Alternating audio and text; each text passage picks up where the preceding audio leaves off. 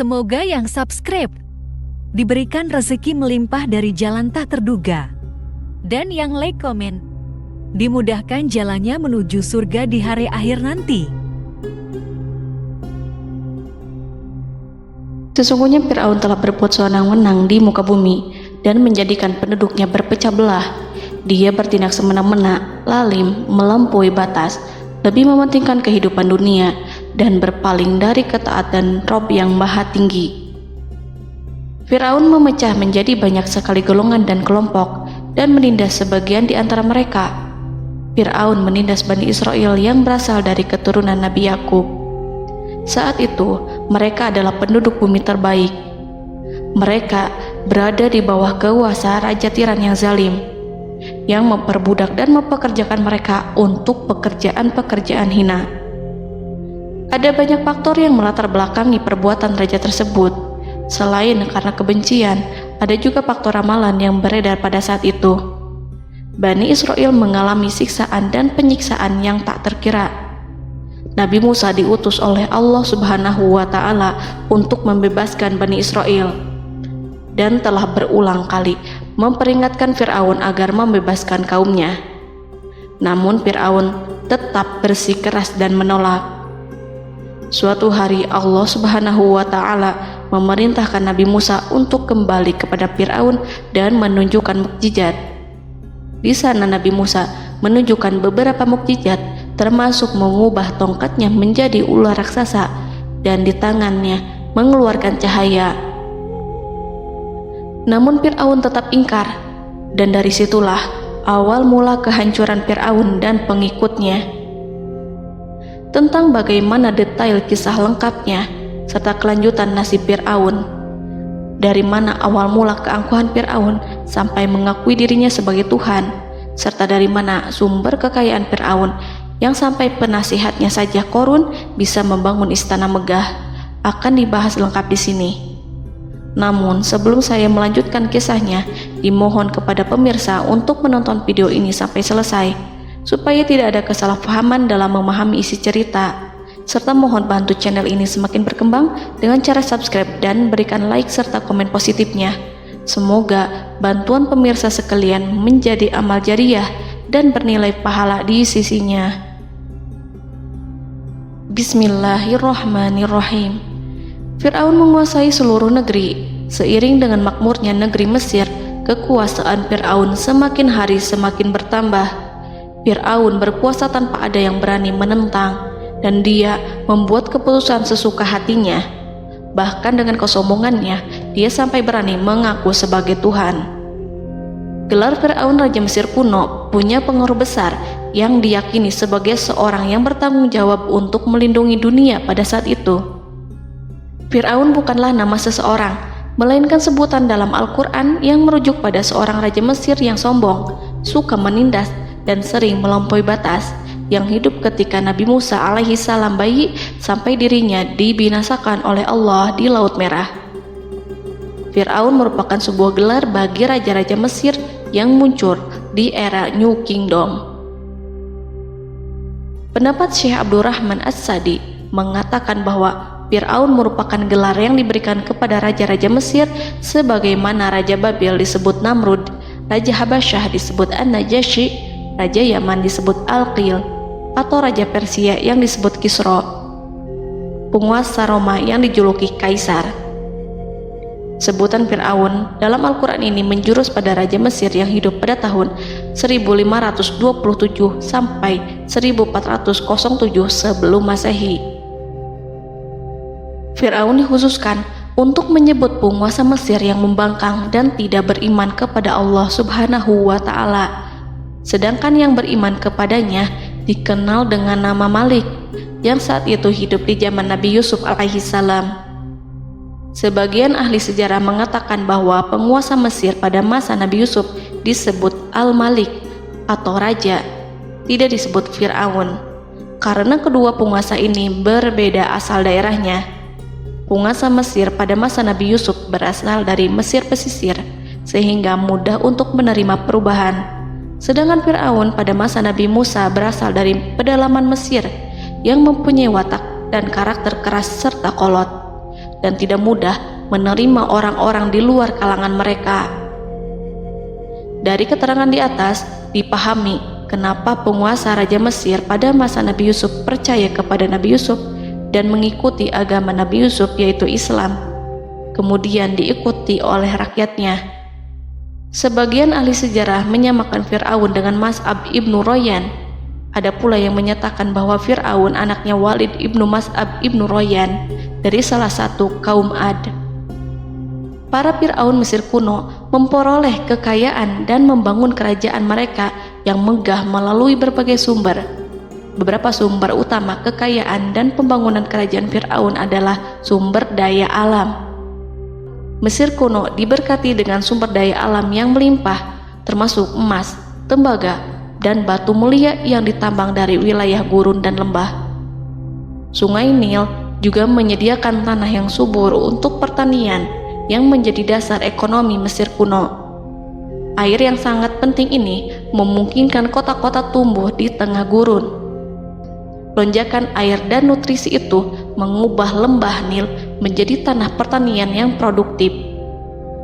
Menurut Organisasi Pangan dan Pertanian PBB, petani Mesir kuno adalah salah satu kelompok pertama yang melakukan pertanian dalam skala besar, menanam tanaman makanan seperti gandum, serta tanaman industri seperti rami untuk membuat pakaian. Sungai Nil mengalir ke utara sejauh 4.160 mil dari timur tengah Afrika ke Laut Tengah, yang memberikan Mesir kuno tanah subur dan air untuk irigasi. Untuk memaksimalkan pemanfaatan air Sungai Nil, petani Mesir kuno mengembangkan sistem irigasi cekungan. Mereka membangun jaringan tanggul berbahan tanah untuk membentuk cekungan. Kemudian mereka menggali saluran untuk mengarahkan air banjir ke dalam cekungan, di mana air akan menggenang selama sebulan hingga tanah jenuh dan siap untuk ditanami. Selain itu, Sungai Nil dapat dimanfaatkan untuk mengangkut material proyek-proyek konstruksi. Untuk mendapatkan manfaat dari Sungai Nil, orang yang tinggal di tepi sungainya harus mencari cara mengatasi banjir tahunan sungai ini. Untuk memprediksi apakah mereka akan menghadapi banjir yang bisa mengakibatkan panen buruk, orang Mesir kuno membangun nilometer atau pilar batu dengan tanda menunjukkan tingkat air. Mereka mengembangkan keterampilan dan teknologi baru dari pertanian hingga pembuatan perahu dan kapal. Sungai Nil juga merupakan rute transportasi penting karena memainkan peran sentral dalam peradaban Mesir kuno. Orang Mesir menjadi ahli dalam membangun perahu dan kapal untuk mengangkut berbagai barang, termasuk ternak, sayuran, ikan, roti, dan kayu. Mesir kuno memiliki perdagangan yang berkembang dengan wilayah Afrika Timur dan Tengah serta Mediterania Timur. Perdagangan ini tidak hanya mencakup barang-barang mewah, tetapi juga bahan pangan dan bahan baku. Fir'aun juga memiliki semua tanah di Mesir dan mengumpulkan pajak dari rakyatnya. Raja Fir'aun juga memperlakukan rakyat dengan kejam tanpa belas kasihan. Ia memeras pajak yang tinggi dan menjadikan kaum Bani Israel sebagai budak kerajaan. Mereka juga menerima upeti dari negara-negara yang dikalahkan atau ingin menjaga hubungan baik dengan Mesir. Bahkan Fir'aun juga memiliki proyek konstruksi untuk membangun struktur megah seperti piramida, kuil, dan monumen yang tidak hanya menunjukkan kekuasaan dan kekayaan mereka, tetapi juga berfungsi sebagai pusat administrasi dan agama. Proyek-proyek ini seringkali menggunakan tenaga kerja dari rakyat yang bekerja selama musim banjir. Kekayaan dan kerajaan megah Fir'aun merupakan hasil dari pengelolaan sumber daya yang efisien, eksploitasi sumber daya alam, dan kebijakan ekonomi yang cerdas. Ini semua mencerminkan kemajuan teknologi, organisasi sosial, dan kekuatan politik Mesir kuno. Kekayaan para Fir'aun Mesir kuno memang sangat luar biasa dan telah menjadi topik penelitian dan kekaguman selama berabad-abad. Fir'aun juga dikenal karena kehidupan mewah mereka. Sebagai penguasa Mesir kuno, Fir'aun hidup dengan kekayaan dan kemewahan yang hampir tak terbayangkan, yang mencerminkan kekuasaan dan status mereka. Mereka menghiasi diri mereka dengan aksesoris yang rumit dan gemerlap, serta mengenakan simbol otoritas dan kekuasaan tradisional. Dan Allah memberikan kepada Fir'aun berupa istidratuhul afiyah, yakni hidup sekian lama tanpa pernah merasakan sakit. Allah Subhanahu wa Ta'ala mengaruniai Fir'aun untuk bisa hidup selama 400 tahun tanpa sakit. Tentu, hal tersebut sudah menjadi kehendak Allah Subhanahu wa Ta'ala, maka tidak ada satupun manusia yang bisa menghalangi, bahkan bagi seorang Fir'aun sekalipun yang terkenal dengan kezalimannya. Namun dengan karunia-Nya yang diberikan Allah tersebut bukannya menjadikan Fir'aun sebagai manusia yang bersyukur, tetapi malah membangkitkan kesombongan dan kesesataannya. Dan puncak kesombongan Fir'aun juga dicatat Al-Quran sebagai penguasa tangan besi dan manusia yang pernah mengaku Tuhan. Aku adalah Tuhan kalian yang maha tinggi. Quran Surat An-Najiat ayat 24. Fir'aun hidup selama 446 tahun. Selama hidupnya, Fir'aun memiliki tubuh yang sehat dan bugar tanpa pernah mengalami sakit, meski hanya berupa pusing atau flu sekalipun. Fir'aun bahkan tidak pernah merasakan kelelahan. Fir'aun tidak pernah merasakan perihnya lapar, kerongkongannya tidak pernah tersentuh panasnya dahaga. Seandainya dalam semalam saja Fir'aun dilanda sakit berupa pusing atau demam, maka ia akan sibuk untuk mengurus dirinya sendiri dan tidak berpikiran untuk mengaku bahwa ia adalah Tuhan. Hal ini pun dijelaskan dalam kitab Ihya Ulumuddin Al-Qut Al-Qulub oleh Imam Al-Ghazali. Sesungguhnya yang menyebabkan Fir'aun sampai berani mengatakan, "Aku adalah Tuhan kalian yang maha tinggi." Hal ini disebabkan karena ia mengalami masa sehat dalam hidupnya yang begitu lama. Kekejaman Raja Fir'aun diikuti dengan kesombongannya. Ia enggan bersyukur atas kemakmuran yang dianugerahkan Allah Subhanahu wa Ta'ala. Ia justru menjadikan negeri Mesir penuh dengan kemusyrikan. Sungguh, dia Fir'aun termasuk orang-orang yang berbuat kerusakan, dan kami hendak memberi karunia kepada orang-orang tertindas di bumi, dan hendak menjadikan mereka pemimpin dan menjadikan mereka orang-orang yang mewarisi bumi. Dan kami teguhkan kedudukan mereka di bumi, dan kami perlihatkan kepada Fir'aun dan Haman bersama bala tentaranya apa yang selalu mereka takutkan dari mereka. Surat Al-Qasas ayat 1-6.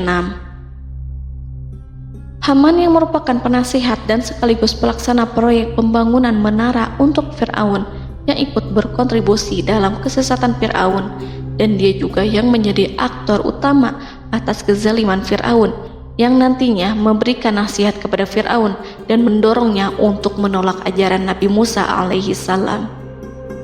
Faktor yang mendorong Fir'aun melakukan tindakan keji ini adalah Bani Israel yang mempelajari suatu hal yang mereka riwayatkan dari Ibrahim, bahwa suatu saat nanti akan lahir seorang anak Bani Israel yang akan menghancurkan kekuasaan Raja Mesir. Berita gembira ini terjadi saat insiden antara Sarah, istri Nabi Ibrahim alaihissalam, dengan Raja Mesir yang saat itu berniat jahat terhadap Sarah. Namun Allah menjaganya. Berita gembira ini santer terdengar di antara Bani Israel. Kaum Kipti juga membicarakan berita ini, hingga sampailah juga ke telinga Fir'aun. Sebagian amir dan orang-orang dekat Fir'aun menyampaikan hal itu kepadanya saat tengah berbincang pada malam hari. Waktu itu Fir'aun langsung menginstruksikan untuk membunuh seluruh anak laki-laki Bani Israel untuk mengantisipasi kelahiran anak yang dimaksud. Tapi apa boleh buat, kewaspadaan sama sekali tidak bisa menghindari takdir. Suatu ketika Fir'aun bermimpi seakan-akan api datang dari arah Baitul Maqdis lalu membakar semua rumah Mesir dan seluruh kaum Kipti. Namun, api tersebut tidak membahayakan Bani Israel. Saat bangun, Fir'aun merasa takut oleh mimpi itu. Ia kemudian mengumpulkan seluruh paranormal dan tukang sihir. Fir'aun bertanya kepada mereka terkait mimpi itu. Mereka berkata, akan lahir seorang bayi laki-laki dari kalangan Bani Israel yang akan menghancurkan penduduk Mesir. Sebab itulah Fir'aun memerintahkan untuk membunuh anak laki-laki dan membiarkan hidup anak perempuan. Fir'aun sangat mewaspadai agar Musa tidak lahir, hingga menunjuk sejumlah laki-laki dan dukun beranak berpatroli memeriksa para wanita hamil dan mendata waktu kelahiran mereka. Jika ada yang melahirkan anak laki-laki, si bayi langsung disembelih oleh para algojo seketika itu juga. Allah berfirman, "Kami mengilhamkan kepada ibu Musa, susuilah dia Musa. Jika engkau khawatir atas keselamatannya, hanyutkanlah dia ke sungai Nil dalam sebuah peti yang mengapung. Janganlah engkau takut dan janganlah pula bersedih. Sesungguhnya kami pastikan mengembalikan kepadamu dan menjadikan sebagai salah seorang rasul." Surat Al-Qasas ayat 7. Pada saat itu, ibu Musa yang bernama Ayah Rika, ada juga yang menyebut Ayah Zakat, merasakan kesedihan yang amat dalam dan sudah mengantisipasi sejak pertama kali mengandung Musa. Kehamilannya ini memang tidak terlihat. Harun lahir pada tahun ketika hukuman mati bagi lelaki tidak berlaku, sementara Musa lahir pada tahun di mana bayi laki-laki harus dibunuh. Saat melahirkan, ibunya mendapat ilham agar Musa kecil diletakkan di dalam peti yang diikat dengan tali. Rumahnya tepat di hulu sungai Nil. Ia menyusui Musa, kemudian ketika khawatir pada seseorang, ia meletakkan Musa di peti itu, lalu dilepaskannya ke lautan, sementara talinya tetap dipegang. Setelah semua orang pergi, ia tarik kembali peti itu. Namun suatu hari, ibu Musa melepaskan peti itu, tetapi dia lupa tidak mengikatnya dengan tali, sehingga peti berisi Musa kecil itu hanyut bersama aliran sungai Nil hingga melintas tepat di depan istana Fir'aun. Selir-selir Fir'aun itu memungut peti dalam kondisi tertutup rapat. Mereka tidak berani membukanya.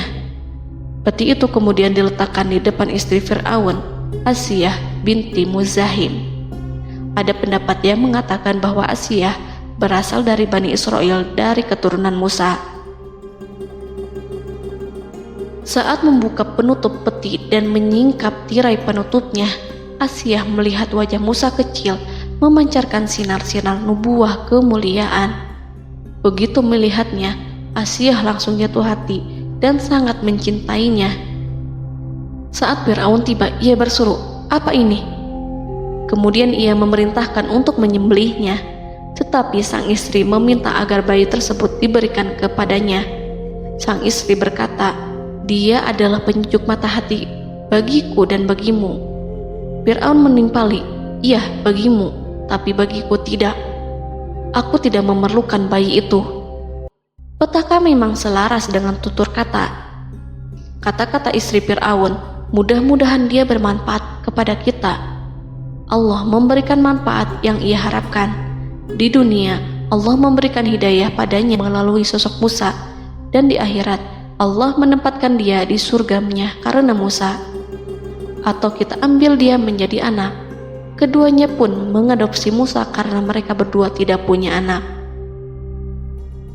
Perkataan Asiyah ini diabadikan dalam Al-Quran surat Al-Qasas ayat 9.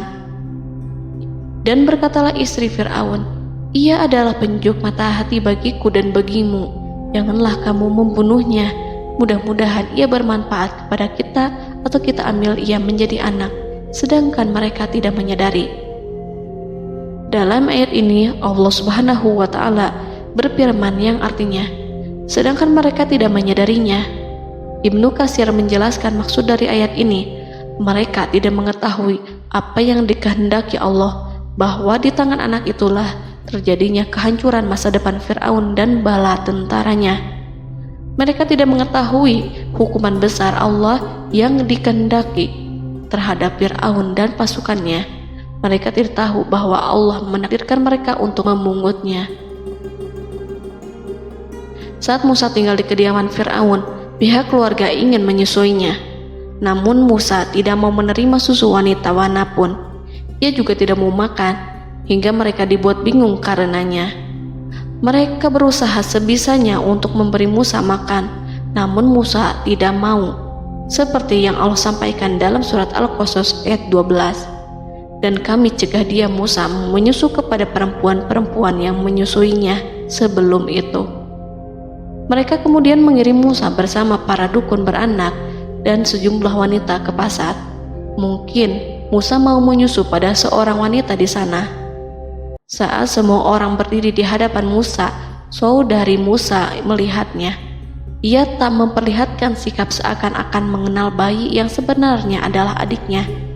Mereka kemudian pergi bersama saudari Musa itu ke kediaman Musa. Musa kecil kemudian digendong ibunya untuk menyusui bayi itu. Bayi yang tidak lain adalah anaknya sendiri, langsung menyusu dengan lahap. Melihat hal itu, mereka merasa sangat puas dan gembira. Mereka pun melaporkan peristiwa yang sangat menggembirakan itu kepada Asia. Asia meminta agar perempuan yang tidak lain adalah ibunya Musa itu untuk menetap bersamanya dan memohon kebaikan serta kesediaannya. Namun, perempuan itu menolaknya seraya berkata, "Sesungguhnya aku mempunyai suami dan anak-anak yang tidak bisa aku tinggalkan. Akan tetapi, aku siap melakukan jika bayi itu dibawa kepadaku ke rumahku." Akhirnya Asia mengutus ajudan kerajaan untuk menyerahkan bayi itu kepada ibunya Musa untuk disusui secara rutin. Asia kemudian memberikan berbagai macam fasilitas kepada ibu Musa berupa biaya nafkah sehari-hari, pakaian-pakaian bagus, dan beberapa hadiah istimewa yang lainnya sebagai kompensasi upah menyusui bayi itu. Akhirnya Musa kecil kembali ke pangkuan ibunya dan berada di bawah asuhannya. Allah telah menyatukan kembali bayi yang bernama Musa itu dengan ibunya sendiri. Fir'aun tidak akan menyangka jika Allah telah mempersiapkan sesuatu yang besar lewat kehadiran Musa kecil di kerajaannya.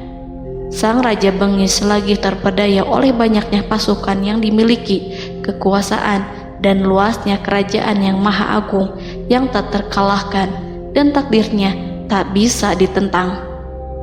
Allah telah memutuskan bahwa bayi itu yang dia dan pengikutnya waspadai keberadaannya itu hingga dengan bengis membunuh banyak sekali nyawa yang tak terhitung jumlahnya. Padahal anak tersebut justru tumbuh dewasa di kediamannya, di atas kasurnya, memakan makanannya, dan meminum yang ada di rumahnya. Fir'aun sendiri justru mengadopsi dan merawat serta mengasuhnya tanpa menyadari rahasia besar di balik itu. Anak itu yang membuatnya binasa di dunia dan akhirat karena menentang kebenaran yang nyata yang ia sampaikan kepadanya. Nabi Musa tumbuh dan hidup sebagai salah seorang dari keluarga kerajaan hingga mencapai usia dewasanya, di mana ia memperoleh asuhan dan pendidikan sesuai dengan tradisi istana. Allah Subhanahu wa Ta'ala mengaruniakannya hikmah dan pengetahuan sebagai persiapan tugas kenabian dan risalah yang diwahyukan kepadanya. Musa tumbuh menjadi seorang pemuda yang mempunyai fisik dan akhlak yang kuat. Allah anugerahkan kepada Musa kesempurnaan tubuh dan kekuatan jasmani. Musa juga menyadari bahwa dia hanyalah anak angkat, tidak setetes pun darah Fir'aun mengalir padanya, dan bahwa ia keturunan Bani Israel yang ditindas dan diperlakukan sewenang-wenang oleh Fir'aun dan kaumnya. Maka dia berjanji kepada dirinya sendiri akan menjadi pembela bagi kaum-kaum yang lemah yang tertindas. Kekuatan fisik Nabi Musa memang tidak bisa diragukan. Itu terbukti pada saat Nabi Musa mampu mengangkat batu penutup sumur seorang diri, padahal batu itu hanya bisa diangkat oleh 10 orang laki-laki. Peristiwa kedua saat perkelahian antara Bani Israel dan orang Kipti atau kaumnya Fir'aun, suku asli Mesir. Saat orang Israel meminta pertolongan kepada Musa untuk mengalahkan orang Kipti, Musa menghampiri orang Kipti tersebut. Dengan tangan terkepal, Musa meninju orang Kipti dan matilah musuhnya itu. Orang Kipti hanya mati karena pukulan itu. Musa tidak sengaja dan tidak bermaksud untuk membunuh orang Kipti. Musa hanya berniat membuatnya jera. Dan karena peristiwa itulah Nabi Musa pergi meninggalkan Mesir karena Musa takut terhadap Fir'aun dan tentaranya yang akan membunuhnya. Karena jika mereka tahu bahwa Musa membunuh orang Kipti demi membela salah seorang Bani Israel, akan membuat Fir'aun dan pengikutnya mencurigai bahwa Musa memang berasal dari Bani Israel, dan pada akhirnya akan memicu sebuah permasalahan besar. Dan pada waktu yang sudah ditentukan oleh Allah, sekitar 10 tahun Nabi Musa meninggalkan Mesir. Pada akhirnya Allah mengamanahkan dia sebagai seorang Rasul. Allah anugerahkan kepadanya hikmah kenabian dan pengetahuan di usia 40 tahun. Allah perintahkan Musa kembali ke Mesir untuk menghadapi Fir'aun dan mengajak dia mengakui Tuhan semesta alam. Tugas ini penuh dengan bahaya, mungkin bisa membuat Musa kehilangan nyawa, tetapi menuruti perintah Allah itu mutlak baginya. Ditemani oleh saudaranya Harun untuk membantunya membenarkan perkataannya. Lidah Musa cedal karena bara api yang pernah diletakkan di lidahnya saat Fir'aun hendak menguji akalnya setelah menarik jingat Fir'aun hingga berdarah. Fir'aun bermaksud untuk membunuhnya. Asia mengkhawatirkan Musa lalu berkata, dia masih kecil. Fir'aun kemudian menguji Musa dengan meletakkan buah dan bara api di hadapannya. Musa kecil hendak bermaksud meraih buah-buahan, tetapi tangannya dialihkan oleh malaikat. Lalu Musa mengambil bara api dan ia letakkan di lidahnya. Lidahnya cedal karena bara api ini. Musa meminta kepada Allah agar kekakuan yang ada di lidahnya dihilangkan sebagian, sebatas agar kata-katanya bisa dipahami, dan tidak meminta untuk dihilangkan secara total, karena para rasul hanya meminta sebatas yang diperlukan. Pergilah kamu kepada Fir'aun, karena dia benar-benar telah melampaui batas, maka berbicaralah kamu berdua kepadanya dengan kata-kata yang lemah lembut. Mudah-mudahan dia sadar atau takut. Quran Surat Toha ayat 42-43. Ini merupakan sifat santun dan kasih sayang serta rahmat Allah terhadap makhluknya, meski Allah mengetahui kekafiran dan kesewenang-wenangan dan kesombongan Fir'aun. Bersama Harun, Musa mendatangi Fir'aun setelah menemui beberapa rintangan yang lazim ketika akan menemui raja pada waktu itu. Pertemuan Musa dan Harun juga dihadiri oleh beberapa anggota pemerintahan dan penasihat. Bertanyalah Fir'aun kepada mereka berdua, siapakah kalian berdua ini? Musa menjawab, kami Musa dan Harun adalah pesuruh Allah agar kamu membebaskan Bani Israel dari perbudakan dan penindasanmu, dan menyerahkan mereka kepada kami agar mereka menyembah kepada Allah dengan leluasa dan menghindari siksaanmu. Fir'aun segera mengenal Musa dan berkata kepadanya, bukankah engkau Musa yang sudah kami asuh sejak bayimu dan kami asuh dalam istana sampai usia remajamu dan mendapat pendidikan serta pengajaran yang menjadikan engkau pandai? Dan bukankah engkau yang melakukan pembunuhan terhadap diri daripada seorang dari golongan kami? Sudahkah engkau lupa terhadap itu semua dan tak ingat akan jasa kami kepadamu? Musa menjawab, bahwasannya engkau telah mengurus aku sejak kecil. Itu bukanlah jasa yang dapat kamu banggakan, karena jatuhnya aku pada tanganmu akibat dari kekejaman dan kezalimanmu tatkala engkau memerintah agar orang-orangmu menyembelih setiap bayi laki-laki yang lahir, sehingga ibuku membiarkanku mengapung di sungai Nil dan aku dipungut oleh istrimu, sehingga selamatlah aku dari pengejaranmu dan penyembelihanmu. Dan kebaikan yang engkau sebutkan itu sebanding dengan perlakuanmu terhadap sebuah suku bangsa besar, yaitu Bani Israel secara keseluruhan, karena engkau telah menindas dan menjadikan mereka budak-budak untuk melayanimu.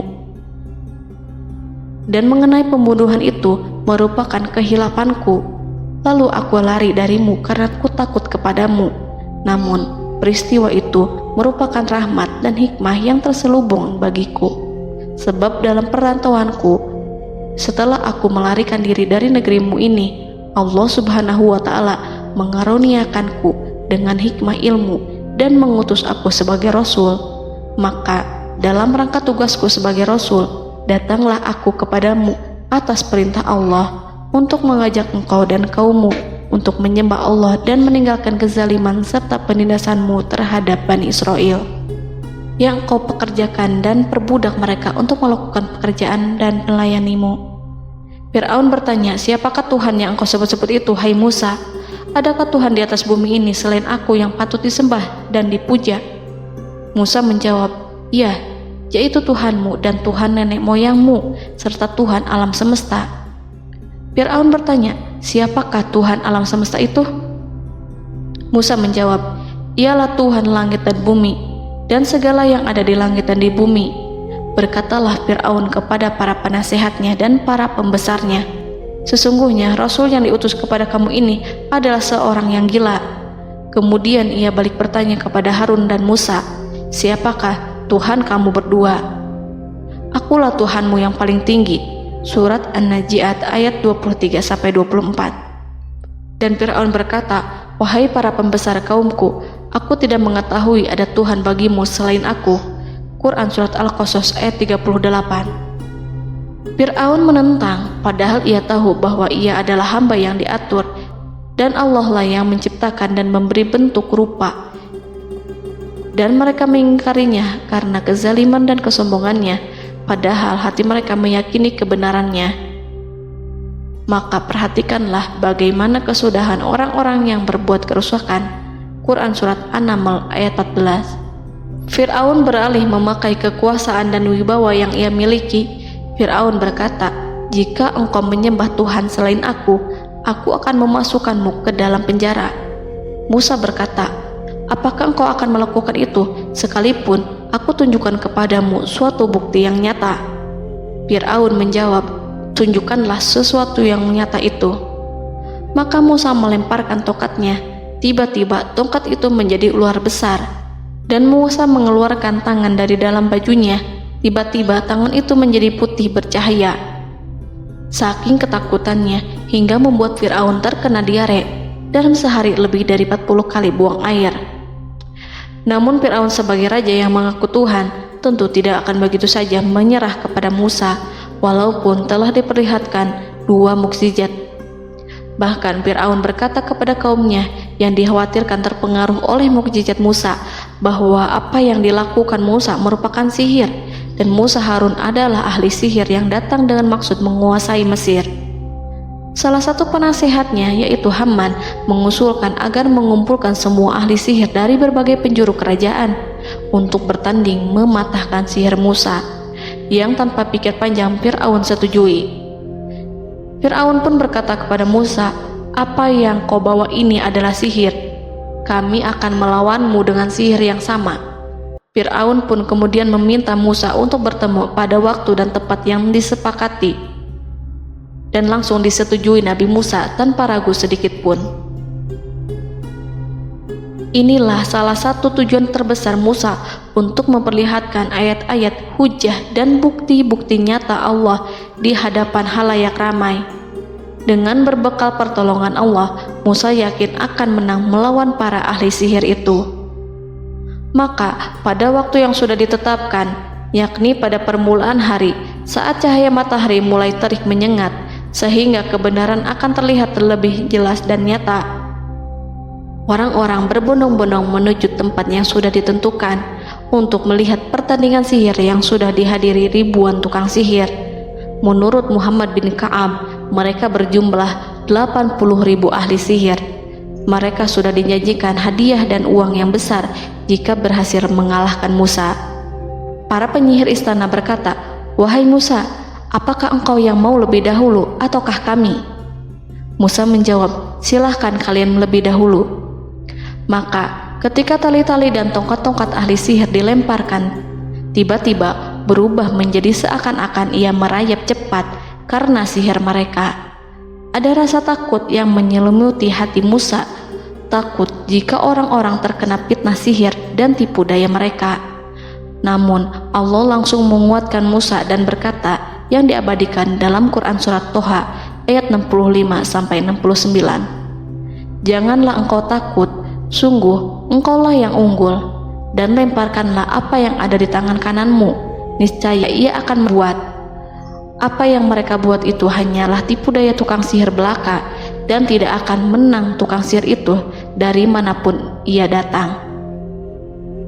Saat Musa melemparkan tongkat, tongkat itu berubah menjadi ular besar yang memiliki kaki, berleher besar, dan bentuk yang menakutkan, hingga semua orang lari dan menjauh. Ular itu kemudian menelan tali-tali para tukang sihir dengan satu persatu dengan gerakan super cepat. Semua orang melihatnya dengan penuh keheranan, sementara para tukang sihir mereka tercengang dan bingung kala melihatnya. Mereka melihat sesuatu yang sama sekali tidak pernah terlintas di benaknya dan juga berada di luar bidang yang mereka kuasai. Saat itulah mereka tahu pasti bahwa yang mereka lihat itu bukanlah sihir, sulap, khayalan ilusi ataupun kebohongan semata, tetapi sebuah kebenaran yang hanya bisa dilakukan oleh Yang Maha Benar, yang mengutus mukjizat tersebut dengan benar. Allah menyingkap tabir kelalaian dari hati mereka, menyinarinya dengan petunjuk yang Ia ciptakan, dan menyingkirkan gumpalan keras di hatinya. Mereka segera bertaubat dan tunduk sujud kepadanya. Dengan lantang mereka mengatakan kepada semua yang hadir tanpa memperdulikan hukuman ataupun siksaan apapun, "Kami beriman kepada Rob seluruh alam, yaitu Tuhannya Musa dan Harun." Fir'aun yang congkak dan sombong tentu sangat marah dengan apa yang disaksikannya itu. Ketika melihat ahli-ahli sihirnya begitu cepat menyerah dan mengakui kekalahan kepada Musa, bahkan menyatakan beriman kepada Tuhan Musa dan Harun. Tindakan itu dianggapnya sebagai pelanggaran terhadap kekuasaannya dan penentangan terhadap ketuhanannya, dan merupakan tamparan bagi kewibawaannya. Fir'aun berkata kepada mereka, "Apakah kalian telah beriman kepada Musa sebelum aku memberi izin? Kenapa kalian tidak terlebih dahulu bermusyawarah kepadaku sebelum melakukan tindakan keji di hadapan rakyatku ini? Dia itu pemimpinmu yang mengajarkanmu sihir, dan bukankah ini adalah persengkongkolanmu terhadapku? Musa dapat mengalahkan kamu sebab ia mungkin merupakan guru dan pembesar yang mengajari sihir kepadamu, dan kamu telah mengaturnya, dan sandiwaramu ini tak akan kubiarkan. Akan kupotong tangan dan kakimu secara bersilang, dan sungguh aku akan salib kamu pada pangkal pohon kurma sebagai balasan dan hukuman atas pengkhianatanmu ini." Walaupun melihat langsung kebenarannya, Fir'aun tetap tidak percaya. Dia tidak suka keyakinan para penyihir terhadap Musa. Para penyihir itu yang telah mengakui keimanan mereka kepada Allah tak merasa gentar ataupun takut, karena ketika para tukang sihir itu sujud, mereka melihat rumah dan istana-istana di surga yang telah dipersiapkan untuk mereka. Semuanya dirias untuk menyambut kedatangan mereka. Karena itu, mereka tidak peduli dengan ancaman Fir'aun. Setelah peristiwa kekalahan penyihir Fir'aun dengan mukjizat Nabi Musa itu, Fir'aun serta penasihat dan para pembesarnya, termasuk Haman, merencanakan penindasan yang lebih kejam untuk kaum Bani Israel dan merencanakan pembunuhan terhadap Nabi Musa. Fir'aun khawatir jika gerakan Musa tidak diapatahkan akan mengancam kerajaan dan kewibawaannya yang mengaku sebagai Tuhan. Walaupun sudah diingatkan oleh orang mukmin dari kalangan keluarga Fir'aun agar tidak membunuh Nabi Musa dan menyeru kembali menuju jalan yang benar dan mengingatkan kepada akibat yang buruk yang akan didapati nanti, namun Fir'aun dan penasihatnya tetap berada pada kesesatan. Sebagai balasannya, Allah menghukum Fir'aun dan penduduknya dengan kekeringan dan penyakit yang bertahun-tahun karena menolak Rasulnya. Mereka dilanda banjir bandang, darah yang bercampur dengan seluruh air yang ada. Setiap kali mereka akan mengambil air, baik air sumur ataupun air sungai Nil, pasti akan berubah menjadi darah segar. Serbuan belalang pun tidak bisa mereka hindari. Belalang menghinggapi tanaman hingga tak menyisakan satupun buah, daun ataupun rumput. Serangan hama dan wabah katak juga mengerumuni mereka hingga berjatuhan di makanan, wadah-wadah, sampai-sampai ketika ada yang membuka mulut untuk makan ataupun minum, pasti ada katak yang jatuh di situ. Semua hukuman itu hanya menimpa Fir'aun dan pengikutnya, sama sekali tidak menimpa Nabi Musa dan Bani Israel. Namun mereka tidak belajar ataupun berubah. Mereka tetap saja kafir dan hanyut dalam kejahatan. Setiap kali Allah timpakan hukuman kepada Fir'aun dan pengikutnya, mereka bersumpah dan berjanji kepada Musa untuk beriman. Namun ketika hukuman itu dihilangkan, mereka ingkar janji, berpaling dan kembali kepada keburukan seperti sedia kala. Dari semua penderitaan ini, Allah perintahkan Musa membawa pengikutnya keluar dari Mesir, memulai perjalanan berbahaya antara hidup dan mati. Setelah mengetahui keberangkatan Nabi Musa dan Bani Israel, Fir'aun bersama tentaranya bergerak untuk membantai mereka.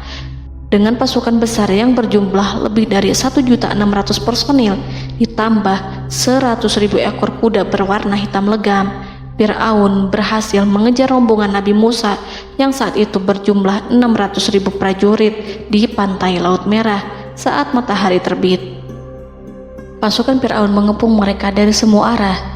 Di belakang mereka ada tentara Fir'aun yang kejam, sementara di hadapan mereka Laut Merah yang membentang luas. Kala situasi kian genting dan Fir'aun beserta seluruh pasukannya mendekat dengan kesungguhan hati, diperkuat dengan persenjataan, juga dengan amarah dan kedengkian, penglihatan tidak menetap mengarah ke suatu tujuan, dan hati naik menyesak sampai ke tenggorokan. Saat itulah Yang Maha Penyantun lagi kuasa, Rob Arsy yang mulia, mewahyukan kepada Musa, "Pukullah laut itu dengan tongkatmu." Maka tatkala Musa memukulkan tongkatnya ke lautan, laut itu pun terbelah. Air lautan berdiri tegak laksana gunung yang terbelah oleh kuasa yang maha agung, yang bersumber dari zat yang mengatakan kepada sesuatu, "Jadilah," maka jadilah sesuatu itu. Allah memerintahkan angin barat untuk menyapu kerikil-kerikil hitam lautan, hingga dasar lautan berubah menjadi tanah yang kering, yang tidak melekat pada kaki-kaki kuda dan hewan. Allah memerintahkan Musa untuk melintas bersama kaumnya. Mereka segera turun melintas dengan senang. Mereka menyaksikan sebuah hal yang membuat mata tercengang dan memberikan petunjuk pada hati orang-orang yang mukmin. Setelah Musa bersama kaumnya melintas secara keseluruhan dan keluar dari lautan, saat itulah pasukan garis depan Fir'aun baru masuk. Saat itu Musa bermaksud memukulkan tongkat ke lautan agar kondisi laut kembali seperti sedia kala, agar Fir'aun dan pasukannya tidak bisa mengejar. Tapi Allah yang Maha Kuasa dan pemilik keluhuran memerintahkan agar lautan tetap dibiarkan seperti itu, seperti yang Ia firmankan.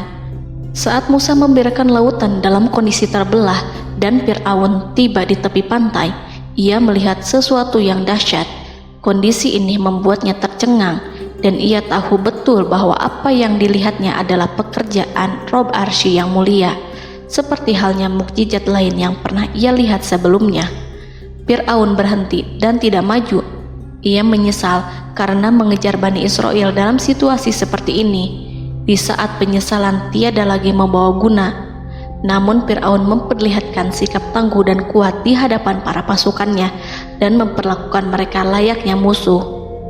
Jiwa kafir dan watak Fir'aun mendorong dirinya mengatakan kepada kaum yang ia perdaya hingga patuh dan mengikuti kebatilannya, "Lihatlah bagaimana lautan ini terbelah agar aku bisa mengejar budak-budakku yang melarikan diri dari kekuasaanku, menyimpang dari ketaatanku dan meninggalkan negeriku." Fir'aun bersembunyi di barisan belakang dengan harapan ia bisa selamat, tapi mustahil ia bisa selamat. Fir'aun terlihat maju mundur. Dan pada kesempatan itu, Jibril menampakkan diri dalam wujud seorang penunggang kuda perawan, lalu melintas di hadapan kuda jantan yang ditunggangi oleh Fir'aun. Kuda yang ditunggangi Fir'aun meringik menghampiri kuda yang ditunggangi Jibril. Fir'aun kemudian masuk ke dalam lautan hingga mendahului kuda dengan tangkas dan cepat. Fir'aun tidak pun hindari mara bahaya dari dirinya ataupun mendatangkan manfaat. Mereka segera menyusul hingga semuanya berada di lautan. Setelah bagian depan hendak mencapai tepi, Allah memerintahkan Musa melalui wahyu untuk memukul lautan dengan tongkat. Musa memukul lautan dengan tongkat. Lautan kembali menyatu seperti sedia kala dan menenggelamkan mereka semua. Tak seorang pun yang selamat. Allah menggambarkan tentang bagaimana Fir'aun didengkot orang-orang kafir Kipti tenggelam. Gelombang besar sesekali turun dan sesekali naik membawa Fir'aun. Bani Israel melihatnya dan juga pasukannya. seperti apa siksa dan petaka besar yang Allah timpakan kepadanya dan juga pasukannya, agar Bani Israel senang dan lega. Saat Fir'aun menyaksikan kematian dan mulai sakarat, ia kembali kepada jalan kebenaran dan bertaubat, serta beriman pada saat keimanan tiada lagi membawa guna. Seperti yang Allah sampaikan dalam ayat yang lain, sesungguhnya orang-orang yang dipastikan mendapat ketetapan Rabb-Mu tidaklah akan beriman meskipun mereka mendapat tanda-tanda kebesaran Allah hingga mereka menyaksikan azab yang pedih. Quran Surat Yunus ayat 96-97. Seperti itulah Musa mendoakan keburukan pada Fir'aun dan golongannya agar harta benda mereka dibinasakan, hati mereka diikat sehingga mereka tidak akan beriman hingga melihat siksaan yang pedih, yaitu ketika keimanan tidak ada lagi membawa guna bagi mereka, sekaligus sebagai penyesalan bagi mereka. Allah berfirman kepada Musa dan Harun saat keduanya mengucapkan doa tersebut, sungguh telah diperkenankan permohonan kamu berdua. Quran Surat Yunus ayat 89. Siksaan yang ditimpakan kepada Fir'aun dan pasukannya ini merupakan jawaban atas doa Musa dan saudaranya Harun. Dalam hadis riwayat Imam Ahmad, Rasulullah Shallallahu Alaihi Wasallam bersabda, saat Fir'aun berkata, "Aku percaya bahwa tidak ada Tuhan melainkan Rabb yang dipercaya Bani Israel," Jibril berkata kepadaku, "Wahai Muhammad, andai kau melihatku saat mengambil pasir lautan, lalu aku sumpalkan ke mulutnya karena khawatir jika rahmat menghampirinya." Ibnu Abbas dan lainnya mengatakan, sebagian Bani Israel meragukan kematian Fir'aun, bahkan ada yang menyatakan bahwa Fir'aun tidak mati. Allah kemudian memerintahkan lautan untuk mengapungkan jasad Fir'aun. Menurut pendapat lain, Fir'aun terangkat ke permukaan air. Ibnu Abbas dan lainnya mengatakan, sebagian Bani Israel meragukan kematian Fir'aun, bahkan ada yang menyatakan bahwa Fir'aun tidak mati. Allah kemudian memerintahkan lautan untuk mengapungkan jasad Fir'aun. Maka pada hari ini kami selamatkan jasadmu, yaitu dengan mengenakan baju perang yang dengannya kau dikenali, agar engkau dapat menjadi pelajaran bagi orang-orang yang datang setelahmu, yaitu agar kau menjadi bukti bagi Bani Israel atas kekuasaan Allah yang membinasakan Fir'aun. Karena itu, sebagian salaf membaca, kemungkinan yang dimaksud adalah kami menyelamatkan jasadmu beserta baju perangmu agar kau menjadi pelajaran bagi orang-orang setelahmu dari kalangan Bani Israel, dan mereka tahu bahwa kau telah binasa. Wallahu a'lam.